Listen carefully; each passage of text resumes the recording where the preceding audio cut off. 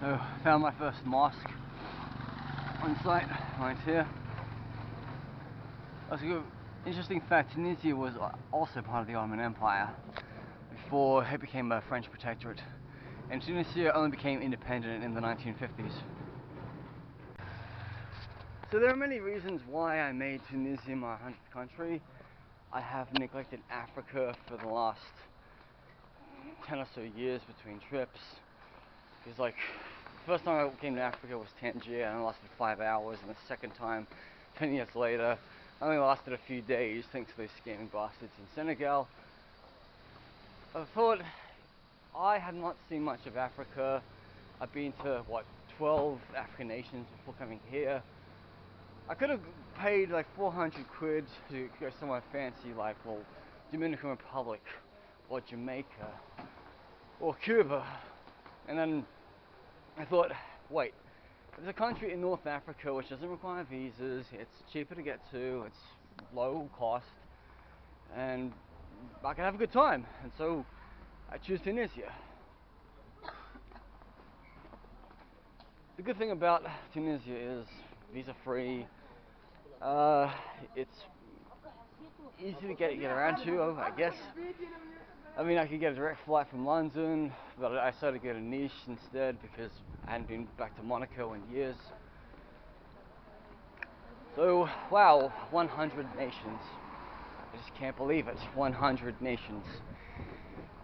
You know, I was born in Australia in the mid-80s. My second country I went to was New Zealand. I went there many times as a child and as an adult, but then I did not go abroad properly until I went to America when I was 24. So 14 years it has taken me to get to 100 countries. It took me only 6 years to get to 50, but you know, the pandemic has killed things off as it did. So you know, there would be no chance in hell that I would have climbed here during the pandemic, because it would have been just so damn problematic, all that paperwork and all that, you know, requirements of quarantine. I'm just glad, you know, those days are long gone, and then, you know, I could focus on other things in life. Yeah. Aww. Yeah. Yeah. Yeah. Yeah. Yeah. So I'm gonna pet you. Cat and dog, can they be best friends? Maybe they can't be.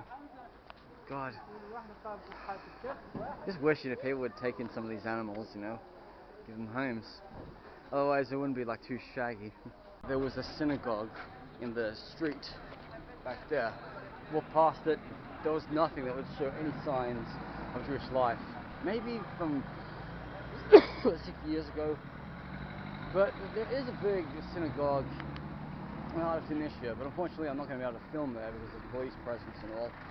And they don't allow like outsiders or visitors in because the mosque are closed up.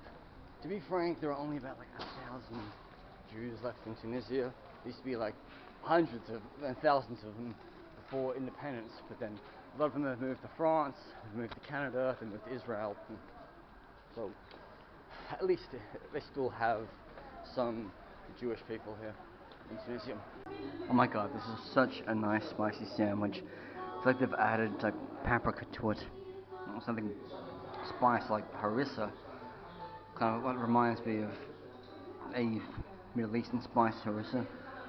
But this is a really nice tuna sandwich. Got an Americano with me that had no mint tea. They wanted me to buy an expensive cup. I'm like, no. Right now in the heart of the Tunisian capital, Tunis. Got a statue right there, it's one of its leaders. And a really nice clock tower. Forgive the sun for getting in my way tonight.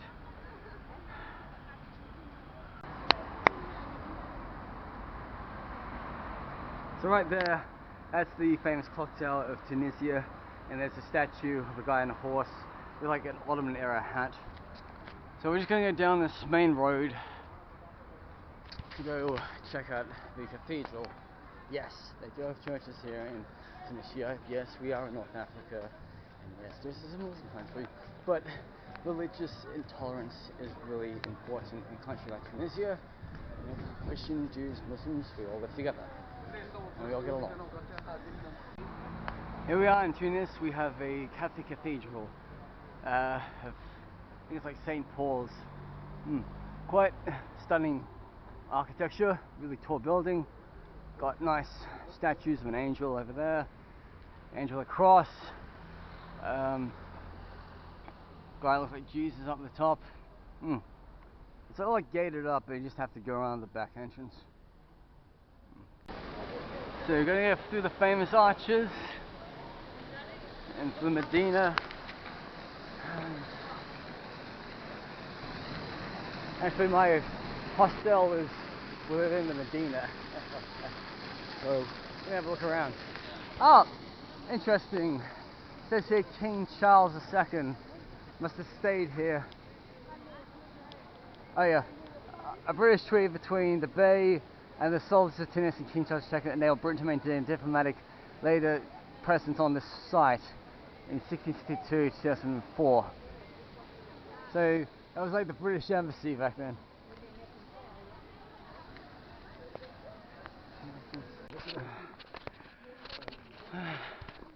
Through Medina, Tunisia. So many nice things to see, but the smell is so fantastic. Has the same smell of Morocco, but I tell the locals that. No.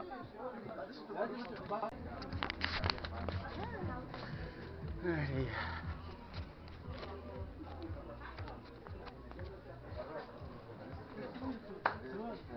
You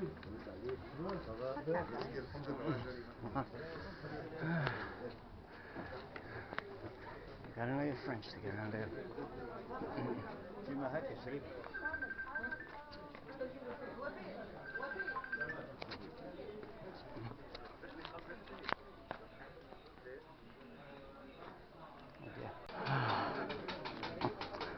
So much color in the Medina of Tunisia.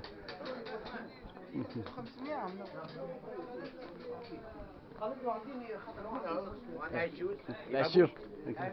Hey, listen. Really nice one. That's you.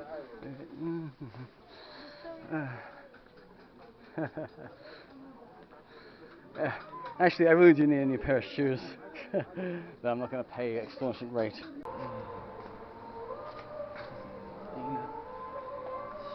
It's only 5 o'clock, so all the stuff is really shut up for the day. There'd be like less much people going around about. So, it's very easy to get lost in one of these places, but thank God we have Google Maps and all.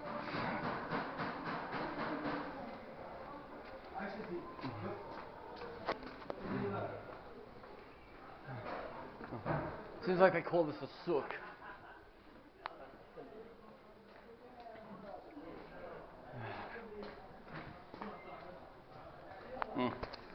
The cat's just scavenging for food. Oh. My mum would say, you're a puny cat, you are. My mother's such an opinionated lady. I follow Prissy Pop on Instagram, so whenever I post about these cats, I send them to my mum. So my mum was like, that puny cat, Tigger, he is in the same class as Ramsey. And then that pig lady, she adopted another cat. She called it Roo. Sent a photograph to her mum. Was like, oh, he's a scraggly cat. Still is, huh? He's only 8-year-old. Are you gonna get that's you. Thank you.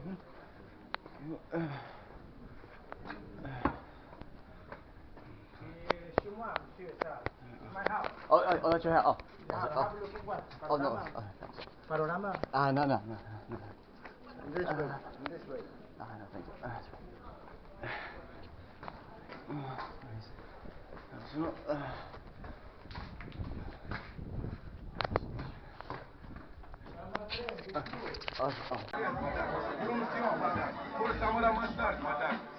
Promotion, madame.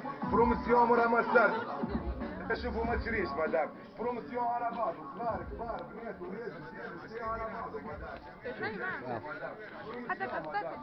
That guy needs to get by with his biscuit van. What's up? Oh god. Finally, I'm outside of the Medina. I'm walking around the streets that border the Medina. It's much easier to walk through here than the Medina. Not too crowded right now. But as it is now 5 o'clock, things are starting to come to a halt. Remember, a friend told me like not to come around here at, like after 9 o'clock because it's completely dead. Everything is shut out. There's been like nighttime curfews and all. Ugh. Right, see, someone's cleaning up the front of the shop. You poor kitten. I don't know how you survive out here. But look at that. French number plates on a motorcycle. You're thinking, how does somebody drive from France to Tunisia with a motorbike? Truth is, there's ferries. There's ferries from Nice, not Nice, but Marseille, yes, and there's also ferries from Italy that get to Tunisia. So literally, if you want a shorter ferry ride, I believe you just take a ferry from Italy and not France. I initially thought about coming here through ferry because, you know, I am an overland traveller, but I told myself, look, it's cheaper than to fly to here. It's less hassle, even though it's not really doing good for the environment. But the current situation is, it's hard to get a visa for Algeria and Libya, you need to go on a tour. So there's like no way you could easily overland it here. Like you look at North Africa, look at Morocco, Algeria, Tunisia, Libya, Egypt. The border between Morocco and Algeria is closed. Tunisia has its borders open with Algeria and Libya, but Libya is actually a war zone right now, so it'd be hard to travel through there. And also, even if you did be able to get through Libya, Egypt is also problematic because Sudan is also in war right now. So, I literally, I've been wanting for years to go to Algeria, but the visa situation is kind of like really put a dent in my spirit. I told myself, nah, I don't really want to, you know, go through that crap. But then again, if you're willing to go through the hard process of obtaining a visa, you will have a joyous time. The Algerian visa process is like, you make a hotel booking, or you find a local who can basically send you a whole bunch of forms from a post office in Algeria. But also they ask you for every page in your passport photocopied. Nice to see the souk has different colours. This is teal. Well, Medina. Souk Medina. Similar things. And look, a whole bunch of shoes has been dumped there and nobody's guarding it. They're just all odd shoes. There's no way I'm gonna nick a pair. Even when these shoes are buggered as fuck. You can hear the call to prayer and all. It's like 5 o'clock in the evening, so as you know, in Islam they pray 5 times a day. And it's like the evening prayer. Hear the calls from all different minarets in the area.